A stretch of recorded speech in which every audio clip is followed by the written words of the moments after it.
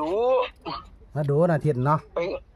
เมียนงานนี้ก็สวยทำบุญเหมือนเป็นพระก็ไปดูอยู่ดิแม่นวันนี้ก็วัดป่า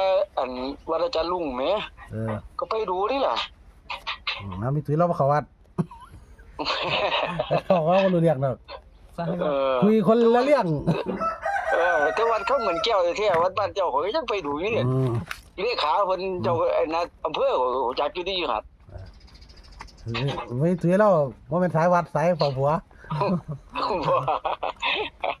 แต่ว่าของบ่อนนั่นไปแต่ยามมีบุญมีงานบ่เจ้าเอิ้นไอ้เลขาอยู่บ้านเจ้าก็ยังฮู้จักเนาะเลขาใดเลขาเจ้าก็ในอำเภอนี่กันน้องแก้วโอ้ไปยายน้องนี่ติแม่นเขาก็ยังฮู้จักเพิ่นจานน้องเอามื้อนี้มาตามเรื่องหลวงปู่เนาะหลวงปู่ใหญ่ครับผมหลวงปู่ใหญ่เพิ่นเป็นไงล่ะเพิ่นเข้าวัดนี่เป็น10เก้าเนาะเป็นตัวกันเนาะชุด10เก้าตัวกันครับผมมื้อนี้เพิ่นก็บอกมื้อนี้เพิ่นไปหาเพิ่นไปธุระแต่เช้าไปรถตู้เพิ่นบอกนั่นเบิ่งทะเบียนรถตู้มาว่าเอาง่ายๆสิหลวงปู่เพิ่นก็บอกง่ายแท้แต่ว่าเพิ่นขึ้นรถจับได้ก็มันก็แม่นอยู่ดิก็บ่แน่เพิ่นอาจสิฝันแล้วมาเห็นตรงกันมันเลยสิย่านเลยเบิ่งเอานั่นทะเบียนรถตู้ว่ามื้อนี้เพิ่นให้เป็นไทยคือเป็นลาวล่ะทิศเป็นลาวสตาร์กับฮานอยล่ะมื้อนี้บ่มีไทยดอกเพิ่นทะเบียนเพิ่นก็เนาะหมอรวยครับ802เด้อครับนี่เป็นบุญเพิ่นขึ้นรถเพิ่นยังซี่หรือทะเบียนรถนำเสื้อเอาว่า802บ่ต้องถามเด้อเพิ่นว่า82แล้วนี่8220แล้วว่าบ่สิขึ้นเกิดไป8220ว่าเพิ่นก็มี FC เพิ่นอยากเว้าว่าหลวงปู่เขาฝันเพิ่นบ่เว้าให้ฟังดอกครับมีเว้าทีเดียวนั่นแหละที่มันออกกันดาวพัฒนา86นั่นแหละแม่นเพิ่นสิเว้าให้คนฟังหลายๆนะเพิ่นสิเว้าผู้เดียวให้เฮาฟังเพิ่นยากสิได้ฟังเพิ่นแม่นเข้าใจเนาะพูดครับผมเว้าหลวงปู่ก็ได้ถ้าเฮ็ดเลยเอาเพิ่นด้วยตัวดอกพี่น้องพาเพิ่นบ่ตัวดอกเพิ่นฟันเมื่อกี้มันก็บอกเป็นตัวรถเขาเพิ่นว่าแม่นเพราะเพิ่นบ่มันเขาก็เพิ่นมาบ่ตาเพิ่นก็เขาแล้วหลวงปู่เขามาแต่เพิ่นให้มาก็บ่ค่อยพลาดปานนี้ติล่ะพลาดบ่นวด2งวดตัวนี้วัน19ตัวกันเขาเบิดเนาะวันเนาะครับถึงเฮาประกันให้เพิ่นก็บอกอยู่หลวงปู่แล้วก็บอกตลอดว่า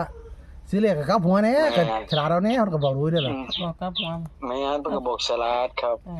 ซื้อเลขก็มีหมู่น่ะเล่นเลขมันต้องฉลาดดีกันในการเล่นเนาะแล้วก็บ่ดีเด้อเพิ่นก็แม่นของเพิ่นน่ะครับเฮาฉลาดแล้วไปซื้อแล้วเที่ยวมันก็บ่ตรงนะอันที่เลข3มันเป็นเลข8นี่แหมก็หลายเที่ยได้ถือเลข8ลงมาแม่นเลข6เป็นเลข9ของเรานะเบิ่งฟังให้ดีๆครับ8นั่นน่ะ802แล้วบ่เอาไม่ดิบ่แม่นแล้วบ่เบิ่งทะเบียนรถละ802ครับมันได้ปิดแล้วก็เสียหน้าจอเลยช่วยตัวเลขเลยเนาะเลขหลวงปู่เนาะนะครับครับผมเพิ่นว่างวดนี้ถามเพิ่นบอกว่าเลขรถตู้เลยไปธุระเอาซั่นสงสัยเพิ่นสิได้เลขฝันตรงกันบ่หรือเพิ่นมีเส้นของเพิ่นเนาะหลวงปู่เนาะเพิ่นให้802นะครับเพิ่นบอกว่าเน้นที่82กับ20กับ80เด้อนะครับสำหรับเลขหลวงปู่ให้เฮามื้อนี้เนาะบ่ได้มักกะแล้วบอกว่าระวังเด้อแล้วเราบอกอยู่ดิเนี่ยระวังเด้อเราสตาร์2882เพิ่นบอกฟังซั่นเลยบ่แม่นครับระวังให้เด้อก็เลยเบิ่งเนาะครับครับอันนี้ครับเขาก็เพิ่นเดี๋ยวก็ได้ไปรุ่นกับหมอรวยดอกครับผมสตาร์เนาะมาไปล่ะมาใช้แล้วบ่ทันได้โทรเช็คอยู่ครับพอใช้แล้วบ่รู้ครับบ่ทันได้โทรเช็คอยู่จาก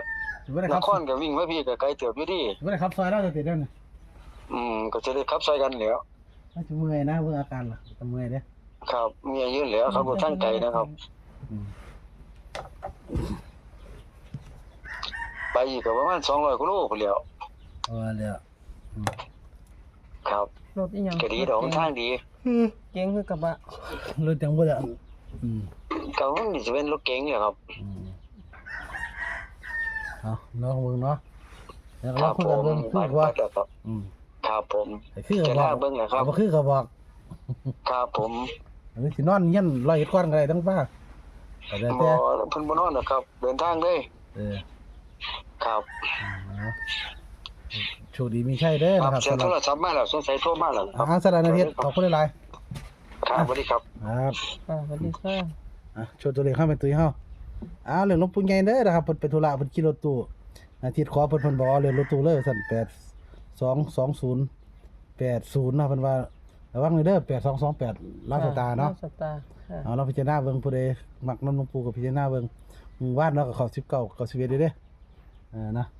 หรือว่าเข้าน้อยของเพิ่นอยู่เอาต่อพี่น้องมื้อนี้นะครับสำหรับแนวทางหลวงปู่ให้โชคให้มันสุขสวัสดีครับ สวัสดีค่ะ